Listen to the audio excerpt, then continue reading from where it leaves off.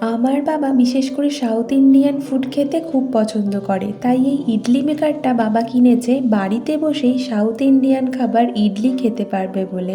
বাবা ইডলি খেতে খুবই পছন্দ করে। অফিসে থাকার দরুন যখন বাইরে লাঞ্চ করে তখন বাবার খাদ্য তালিকায় ইডলি নয়তো ধোসা এই দুটো খাবারই থাকে। অনেকবারই বাড়িতে ইডলি ট্রাই করা হয়েছে, তাই আজ সকালবেলায় ঘুম ভেঙে উঠে দেখি ব্রেকফাস্টে ইডলি আর তার সাথে একটা দুর্দান্ত সাম্বার। এইসব খাবার কিন্তু আমার দিদিই বানায়। বেশ দু একবার ট্রাই করার পর ইডলিটা অনেকটাই বেটার হয় এখন। দিদির সাথে অনেকদিন পর বিকেলবেলা বেরিয়ে পড়েছিলাম মাঠের হাওয়া খেতে। আমাদের গ্রামে কিন্তু একটা বিশাল এলাকা জুড়ে এই মাঠ অর্থাৎ জমি আছে এই জায়গাটা জুড়ে। এই গরমে ফ্রিতে হাওয়া খাওয়ার কিন্তু সুযোগ পাবে। আর সূর্যাস্তের এই অপরূপ সৌন্দর্য, গোধূলির আগমন, চারিদিকে সবুজ, কি যে তার রূপ শুধু চেয়ে দেখতে হয়। নিজের মাটিতেই যে এত সৌন্দর্য আছে, তাই কবি বলেছেন বাংলার মুখ আমি দেখিয়াছি।